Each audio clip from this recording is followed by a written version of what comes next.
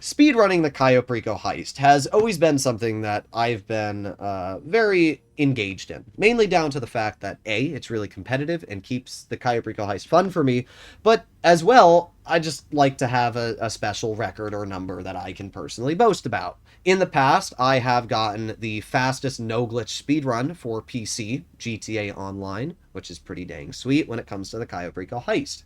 And doing these speedruns and messing around has taught me a lot about the heist, how to save time, which means for you guys, more money. In today's video, I'm going to be showcasing probably the biggest tip and way to earn money that you don't think about, but once you do, you're like, damn, that's probably what I'm going to start doing. And it all has to do with secondary targets. If we make our way to GTA, also sorry about my GTA looking really ugly. It's because with the stupid Halloween event going on right now, it makes your game look ugly during certain times. So in front of us, we have the map of CAYO Perico, right? And a lot of times when people do the gather intel mission, they will go to each and every single location, or just maybe half of them, right? And look at what targets there are. They want to see if they have coke, if they have weed, if they have cash, and if they need to refill their bags X, Y, and Z at those locations. And in theory, that's smart. Why wouldn't you want to have more info and intel before starting up the heist? In reality, that's not the case. And I'm going to be showcasing why today. First of all, how much money extra are you going to be getting when sourcing these targets, right? Let's say instead of getting all coke, you get all weed or even all cash. In total, there's about a $50,000 to $75,000 difference between the two. If you spent, let's say, an extra, I don't know, 10 minutes looking at each of the locations on the gather intel mission before leaving, then realistically, you are going to be wasting a lot of time. Why? Let's say I save the 10 minutes and instantly skip the searching for what I'm going to be getting and just start up the heist. And you spend 10 minutes looking. Sure, you made an extra $50,000 and got coke. But in reality, I went over to my bunker and did a quick weapons export and made $50,000 for 2 minutes of work. That's just as simple as it is.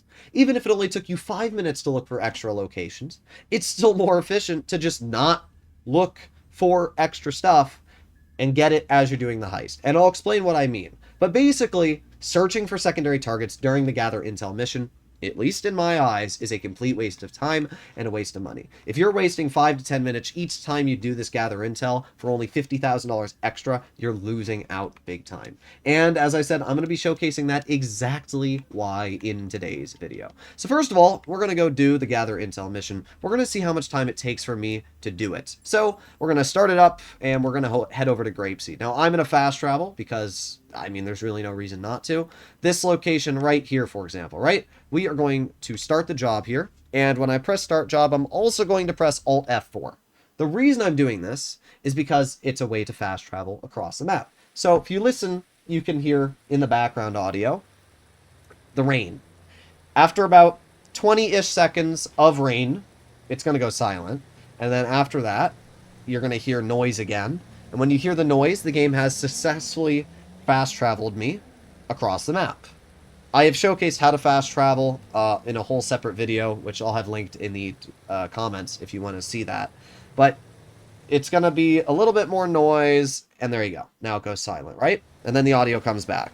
So now if I leave this location, and I turned on my game audio because I don't want to rape you guys on the hearing, look at this. We are now right next to the volume. Just like that. This is how easy it is to fast travel. Not only that, but fast traveling also spawns you with your car right at the location. So now I can head right over to the plane and clear these guys and finish the job. You can understand why fast traveling is so easy now. This obviously saves you a lot of time and therefore earns you a lot more money. It would have taken me a lot longer to fast travel my... Okay, really game? I gotta run all the way around, bruh. As I was saying, it would have taken me a lot more time to fast travel my Kosatka here and then fly my Sparrow over here, get out of the Sparrow, get into the Velium when I can just do this. Fast traveling is super easy, it's super efficient, and will get the job done for you. And we've arrived at CAYO Perico. Now normally this is where people would go over and look at the hangar and see what's inside, and then make their way to the place across the hangar, see what's over there, and then keep on searching over and over and over. We are going to ignore all of that shebang and just head straight to the communications tower. This is a fairly quick drive and should only take us like, I don't know, a minute, 2 minutes at max. We're just gonna jump over here. And for anybody that doesn't know this route, I would highly recommend to take it because it is by far the fastest route to do it. You cut through the gates, you roll around the corner here, and then once you make it to this area, this is where you actually have to pay a little bit of attention. You're gonna squeeze through these bushes just like I'm doing here around all of the guards. You're gonna go off to the other side over here, slow down a little bit so you get a proper run up and drive right over the gate. And once you've done that, congrats! Now you have officially made it to the communications tower. I mean, yes, there's a little bit more driving involved, but essentially that's all the gist of it. You're already there. You can cut in front of this vehicle, but usually I like to wait. There's no point to rush this. If you make a mistake, you're going to have to restart all the way at the beginning and then find a motorcycle. It's a waste of time when you don't need to rush it. You can wait for that vehicle to go over there and cut through and be completely fine. So really just a lot safer. At this point, we've made it to the communications tower. So we're done. That's it. We've done the gather intel mission. I'm just going to go see what target I get.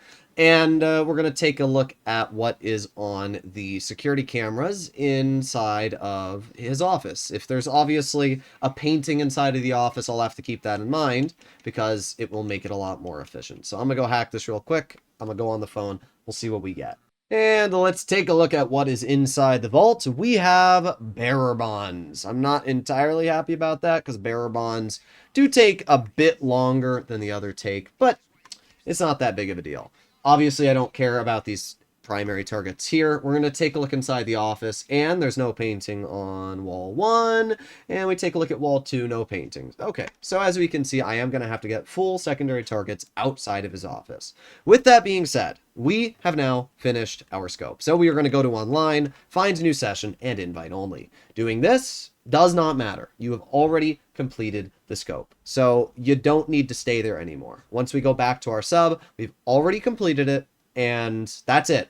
So that took me, what, 3 minutes at max to do the whole scope, where normally you'd have to go around and look at all the different locations and not get detected and blah, blah, blah. You're wasting time. And I'll be showcasing why now that we've done all the setups. This fast traveling trick gets even more impressive when you are doing the Longfin mission. We can see I've just lost the cops. I've got my Longfin and I need to go over to the docks, which is a fairly big drive. It's about 2 miles. Instead of having to drive all the way over there, all I need to do is hover over this deathmatch and start the job. And just like the other job, I'm going to simply sit on this screen. What I'm doing is I'm fast traveling over to this location. You see, the Phantom Wedge is a personal vehicle. You can spawn it through the interaction menu if you own it inside of your vehicle warehouse. And what that means is that when you fast travel to a new location, your Phantom Wedge will travel with you. And not only that, but funny enough, so does the trailer. Now, obviously, I need to wait for this traveling to work, so give it a couple more seconds, and if we leave this screen, as you're going to see, the Phantom Wedge and the boat are going to be right on the road. So we just need to walk around here a little bit. Probably could have picked a slightly better location, but as we can see, there's the Phantom Wedge, and there is the boat. This is by far one of the easiest ways to travel in the game. I mean, it's just so stupid, and this is just another tip that can massively help you on saving time when doing the CAYO PERICO heist. This is obviously something that a lot of speedrunners use because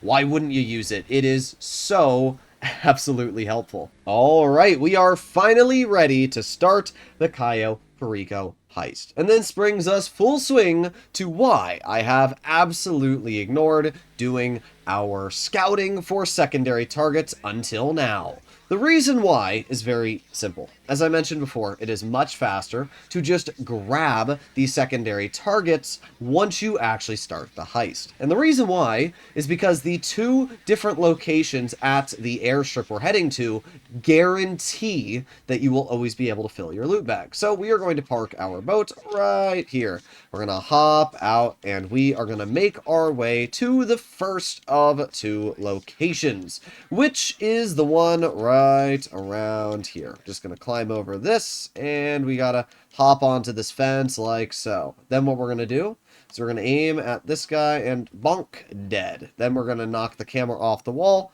so it can't see us. Just like that, we have done the first location. And we're going to cut through the fence here. Hopefully nothing hears us. Sometimes I'm a little nervous that people hear you cutting through. But look at that. We have coke. Just like that. So I haven't done any scouting, anything whatsoever. And we have already found coke at this one location, which means that half of our loot bag is filled. So all we have to do now is make our way to the other side of the place here. I'm pretty sure you can climb over this. Yes, you can. So we just have to make our way all the way to the other side of the airstrip. We can ignore that guy, and we are just going to hop right in. Okay, maybe we won't ignore him, just because of the fact that was a little sus. Okay, there you go. We're good. That was just a little more sus than I wanted it to be. But as we can see, inside of this area, we have... Oh, it actually appears we might have coke up there. Now, while I normally would grab the coke, I think it's just as fast to grab this cash down below. Point being, there are 3 different spawn locations that you can grab your loot. The first one is the area that we just looked at over there. The second one is where I'm currently at. And then there's another one above me. If you grab the little forklift, you can raise crates. The crates right there. You can raise them. And then you can climb over the fence. And you can see right there is the loot. So that loot, I think that's coke over there. But, yeah, essentially, there are 3 different areas that you are able to go to, which will allow you to fill your loot bag. And this is why it's faster. Because, yes, you might say, oh, it doesn't hurt to do a quick scout. And you might be right. But for me, it didn't hurt to just run over there, fill my loot bags in about, what? That was like 2 minutes of work.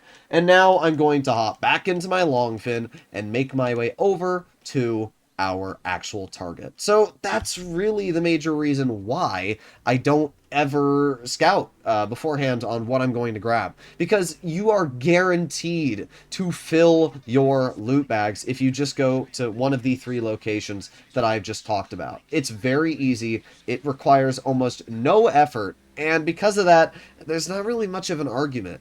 People have told me, or at least one comment told me, that they didn't get enough loot spawn there to fill their bags, but I just don't believe that. There's 3 different spawns, and it's guaranteed that you're going to be able to fill your loot bag at one of those 3.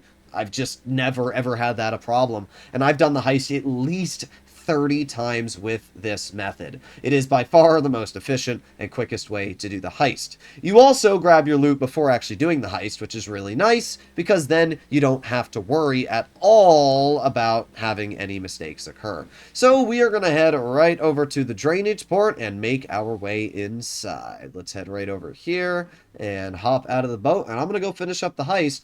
And yeah, there's really not much else to say. Hopefully you enjoyed today's video. Obviously, if you'd like to see more content like this and more information on the CAYO Perico heist, let me know. But the CAYO Perico heist is just incredibly easy. And it's due to the facts that I've just shown. You can fast travel, which makes it way quicker than what it normally would be. And if you pair the fast traveling with the fact that you are also able to very easily skip getting all of the secondary targets, it's easy. So yeah, maybe I'll make a full guide now that fast traveling is back in action, and I will be showcasing how to do the heist with fast traveling and how quick you're able to do it. But yeah, hopefully you enjoyed today's video. If you'd like to see more like it, I'll see you in the next one.